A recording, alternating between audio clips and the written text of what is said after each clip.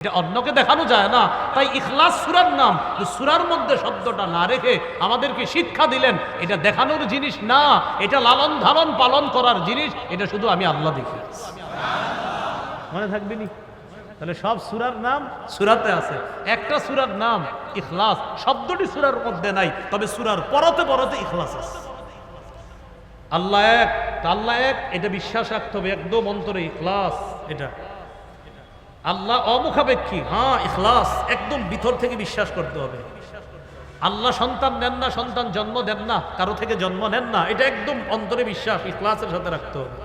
আল্লাহর কোনো সমকক্ষ নাই, এটা শুধু মুখে বললে হবে না, এখানে রাখতে হবে। মানে এই সূরার পরতে পরতে ইখলাস আছে, এটা খুঁজে নিতে হবে, এটা বের করে নিতে হবে, এটা অনুভব করতে হবে।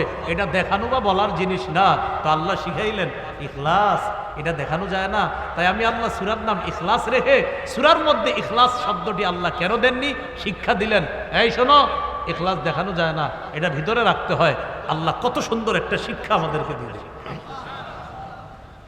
এই হলো ইখলাস, এটা হলো অন্তরের ইবাদত। অন্তরের একটা ইবাদত প্রথমে বলছি আমি, কি জানি? বিশুদ্ধ নিয়ত। দ্বিতীয় ইবাদতটা বললাম কি জানি? ইখলাস। নাসাইর হাদিস 3140 নম্বর হাদিস, ইন্নাল্লাহা লা ইয়াকবালু মিনাল আমাল ইল্লা মা কানা লাহু খালিসা ওয়াবতুগিয়া বিহি ওয়াজহুহু। আল্লাহ ততক্ষণ বান্দার আমল কবুল করেন না যতক্ষণ আমলটা ইখলাসের সাথে না হবে, ততক্ষণ বান্দার আমল আল্লাহ কবুল করেন না। আল্লাহ আমাদের সকলকে বিশুদ্ধ নিয়তের সাথে ইখলাসের সাথে সব ইবাদত করার তৌফিক দান করেন। অন্তরের আরেকটা ইবাদত আছে, বলেন আমার সাথে, লা ইলাহা ইল্লাল্লাহ। বলেন আল্লাহ ছাড়া কোনো ইলাহ নাই, এই কথা অন্তরে বিশ্বাস করা নাম হলো ঈমান। বলেন লা ইলাহা ইল্লাল্লাহর বিশ্বাস অন্তরের ইবাদত। মাশাআল্লাহ। বলেন তো বিশুদ্ধ নিয়ত কিসের ইবাদত? ইখলাস কিসের ইবাদত? লা ইলাহা ইল্লাল্লাহর এই বিশ্বাসটা কিসের ইবাদত? এটা বুঝে আসে বোবা মানুষকে জিজ্ঞাসা করেন, বোবা যারা কথা বলতে পারে না, ওরে বিভিন্ন মাধ্যমে জিজ্ঞাসা করবেন আল্লাহর কথা, ওই আপনার এইভাবে বলবে আল্লাহ ছাড়া কোনো ইলাহ নাই, আপনার এরকম বলবে, ও দেখাই দিবে এইভাবে যে আমি মুখে বলতে পারতেছি না, আমি এখানে বিশ্বাস করি আল্লাহ ছাড়া কোনো ইলাহ নাই। সুবহানাল্লাহ। বোবা মানুষ আপনারে বলে দিবে।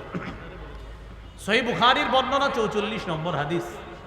এই হাদিসের মধ্যে আসছে ইয়াখরুজু মিনান নার মান কানা ফি কলবিহি মিসকালু যাররাতিন মিন খাইরিন মিসকালু ওয়াজনু শাঈরাতিন মিন খাইর মিসকালু ওয়াজনু বুররাতিন মিন খাইর মিসকালু ওয়াজনু যাররাতিন মিন খাইর।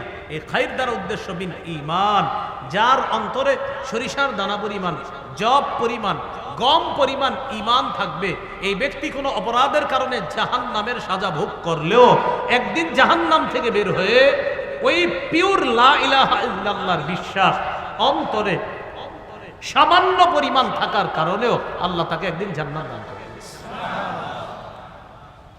আমরা জানি ইবাদত কয় মাধ্যমে করি? 5। 1 নাম্বার কি দিয়ে? কলব দিয়ে। এইগুলো কলবের আলোচনা। 2 আল ইবাদাতু বিল ফামি বা বিল লিসান, মুখ দিয়ে ইবাদত করি, এটাকে বলে মৌখিক ইবাদত। মৌখিক ইবাদতের মধ্যে শ্রেষ্ঠ ইবাদত তিলাওয়াতুল কোরআন, কোরআনের তেলাওয়াত করা, যেটা আমরা পুরো বছর করি না। রমজানে আসলে 2-3 খতম পড়ে 27শে রমজান রাতে এশার নামাজের আগে ইমাম সাহেবের কামরায় গিয়ে দরজা নক করে, হুজুর আছেন? জি।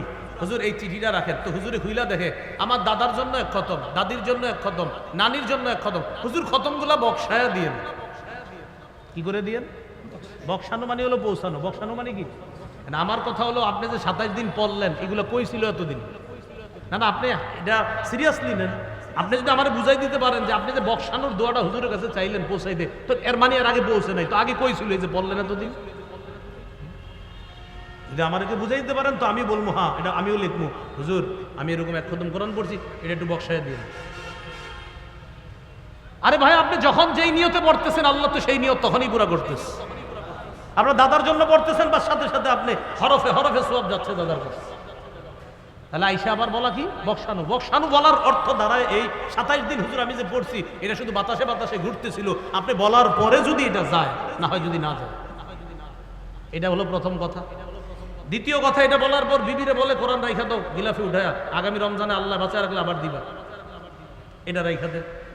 27শে রমজানের পরের দিন আর কোরআন পড়ে না, কারণ আমাদের দেশের 27শে রমজান মানি তারাবিও শেষ, কোরআন তেলাওয়াতও শেষ, আল্লাহ বাঁচাইছে পরে রোজাগুলো রাখে, তো তারাবিও পড়ে না অসংখ্য মানুষ, কোরআন তেলাওয়াতও করে না, কারণ 27শে মানি শেষ সব। হুজুর 27 পর্যন্ত মুসল্লি যে পরিমাণ হয়, 28 কি সেটা হয়? 28 কি রমজান আছে কিনা? তো মুসল্লিগুলো কই গেল? 29 রমজান আছে, মুসল্লি কোথায়? ভাই কষ্ট নিয়েন না, বুঝার চেষ্টা করেন। 27শে আপনি ছিলেন মসজিদে, 28শে আপনি কোথায়? 28শে তো রমজান আছে এখনো, আপনি কোথায়? 27শে আপনি রমজান তো এখনো রয়ে গেছে, আপনি কেন 28শে মসজিদে নেই? 27শে পুরা মসজিদ ভরা, 28শে দুই কাতার মুসল্লি কেন? কোরআন তেলাওয়াত করতে হবে, প্রতিনিয়ত কোরআন তেলাওয়াত করা। 3টা ইবাদত প্রতিনিয়ত করবেন, আমি সহ সবাই মৃত্যু পর্যন্ত 3টা ইবাদত করা। 1 নাম্বার প্রতিদিন কিছু কোরআন তেলাওয়াত, 2 নাম্বার 5 ওয়াক্ত নামাজ, 3 নাম্বার সাধ্য অনুযায়ী দান সদকা। আমি আবার বলছি, মৃত্যু পর্যন্ত 3টা আমল একদিনও ছাইরেন না। 1 নাম্বার 2, 4, 5, 10 লাইন হইল কোরআন তেলাওয়াত, 2 নাম্বার 5 ওয়াক্ত নামাজ, 3 নাম্বার 2 টাকাও যদি পারেন প্রতিদিন সদকা করবেন। সূরা ফাতিরের 30-31 নম্বর আয়াতে আল্লাহ বলেন, এটা আল্লাহর সাথে এমন এক ব্যবসা, যে ব্যবসায় কোনো লস নাই, লাভ আর লাভ।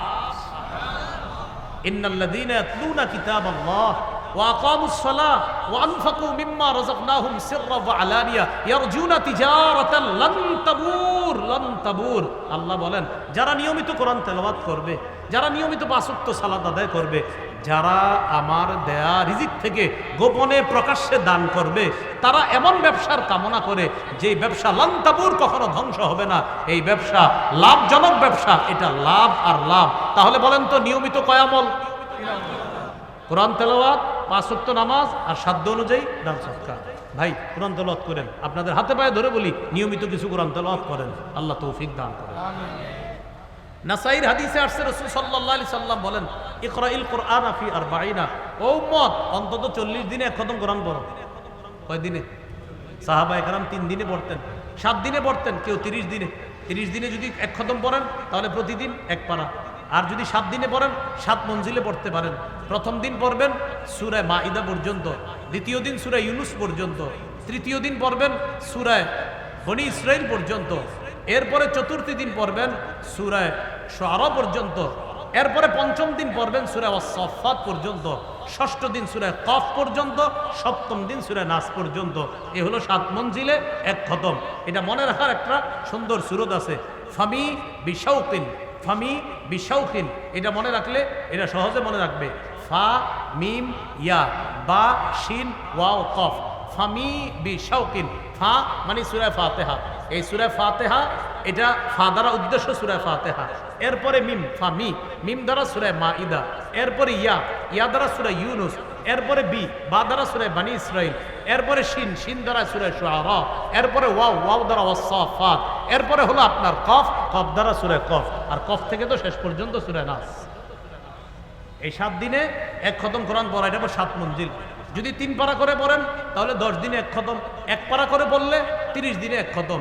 আর নবীজি বলছেন, উম্মত এটা না পারলেও 40 দিনে 1 খতম কোরআন পড়ো। আল্লাহ আমাদেরকে প্রতিনিয়ত কোরআন তেলাওয়াতের গুরুত্ব খুব বেশি পরিমাণে দেওয়ার তৌফিক দান করে। তাহলে মৌখিক ইবাদত কোরআন তেলাওয়াত করা, তিলাওয়াতুল কোরআন, কোরআন তেলাওয়াত। রাসূলুল্লাহ সাল্লাল্লাহু আলাইহি সাল্লাম বলেন, ইন্না লিল্লাহি আহলিনা মিনান নাস, আল্লাহর কিছু পরিবারের লোক আছে। মানুষের মধ্যে কিছু মানুষ আছে যারা আল্লাহর পরিবারভুক্ত। সাহাবীরা বললেন, হুজুর আল্লাহর আবার পরিবার আছে নাকি? নবীজি বললেন, আহলুল কোরআন হুম আহলুল্লাহি ওয়া খাসাতুহু, যারা নিয়মিত কোরআন পড়ে, কোরআন পড়ায়, তারা আল্লাহর পরিবারভুক্ত এবং আল্লাহর বিশেষ শ্রেণীর অন্তর্ভুক্ত হয়েছে। তাহলে হাফেজ সাহেব যারা পড়ে, পড়ায়, তাদের কি পরিমাণ মর্যাদা! সুবহানাল্লাহ। আল্লাহ আমাদেরকে এই সৌভাগ্যবান হওয়ার তৌফিক দান করেন। তাহলে মৌখিক ইবাদত তিলাওয়াতুল কোরআন। মৌখিক আরেকটা ইবাদত জিক্রুল্লাহ, আল্লাহর জিকির করা। সুবহানাল্লাহ, আলহামদুলিল্লাহ, লা ইলাহা ইল্লাল্লাহ, আল্লাহু আকবার। এই 4টি বাক্য আল্লাহর কাছে সবচেয়ে পছন্দনীয়। এই 4টির মধ্যে সবচেয়ে শ্রেষ্ঠ বাক্য হলো আফজালুয যিকরি লা ইলাহা ইল্লাল্লাহ। আল্লাহর কাছে সবচেয়ে ফজিলতপূর্ণ জিকির হলো লা ইলাহা ইল্লাল্লাহ। এই জিকিরটা করা। তিরমিজির হাদিস 3592 নম্বর হাদিস, রাসূলুল্লাহ সাল্লাল্লাহু আলাইহি সাল্লাম বলেন, মা ক্বালা আবদুন কাত্তু লা ইলাহা ইল্লাল্লাহ খালিসাম মিন কলবি, কোন ব্যক্তি যদি একবার লা ইলাহা ইল্লাল্লাহ ইখলাসের সাথে পড়ে, ইল্লা ফুতিহাত লাহু আবওয়াবুস সামাই হাত্তা তুফজিয়া ইলাল আরশ, আসমানের সবগুলা দরজা খুলে দেওয়া হয়, তার লা ইলাহা ইল্লাল্লাহ যেন আরশ পর্যন্ত পৌঁছে যায়। তাহলে চারটি বাক্য সবচেয়ে পছন্দের, সুবহানাল্লাহ, আলহামদুলিল্লাহ, লা ইলাহা ইল্লাল্লাহ, আল্লাহু আকবার। এই চারটার মধ্যে শ্রেষ্ঠ হলো লা ইলাহা ইল্লাল্লাহ। প্রিয় মুসলমান ভাইয়েরা, সামনে এমন একটা সময় আসবে আমাদের দেশে, যেই সময় অনেক মানুষ চা দোকানদের সামনে রাত 1টা-2টা পর্যন্ত শুধু শুধু বসে থাকবে। আপনারা এই বসে যাওয়ার মধ্যে যাবেন না, অনর্থক কথাগুলোর মধ্যে যাবেন না। মুমিনদের একটা সিফাত, রহমানের বান্দাদের একটা সিফাত হলো ওয়াইদা মাররু মাররু বিল লাগবি কিরামা। মুমিনের বান্দা, আল্লাহর নির্বাচিত মুমিন বান্দা যারা, তাদের অনেকগুলা বৈশিষ্ট্যের মধ্যে একটা হলো মাররু বিল লাগবি কিরামা। অনর্থক কোনো মজলিসের পাশ দিয়ে যখন যায়, তখন তারা ভদ্রতার সাথে এই মজলিস পাশ কাটায় তারা চলে যায়, সেখানে তারা বসে না। কিছুদিন পরে দেখবেন ছোট্ট ছোট্ট ঘরের মতো বানায়া অনেক মানুষ রাত 1টা-2টা পর্যন্ত অনর্থক কথাবার্তার মধ্যে লিপ্ত থাকবে। চা দোকানের সামনে বৈশা এমন এমন কথা বলবে, ওর কথায় মনে হবে এশিয়া মহাদেশ সে চালানোর যোগ্য। দেখবেন অনেক মানুষ বৈশা বলবে, হুজুর একটু কথা আছে আপনার সাথে কি? এইভাবে যদি হয় তাহলে কেমন হয়? মানে হের কথায় মনে হয় পুরো এশিয়া মহাদেশের দায়িত্ব হেরে দেওয়া উচিত ছিল, কিন্তু বৈশা রয়েছে পলাশবাড়ি টং দোকানের সামনে। তার কথাবার্তা কি এরকম যে না। আবার কিছু মানুষের কথাবার্তা এমন যে না, সে পুরা অর্ধজাহান পরিচালনার যোগ্যতা রাখে, কারণ তার চোখে পুরা দুনিয়ার সব সিস্টেম ভুল। অমুকে ভুল,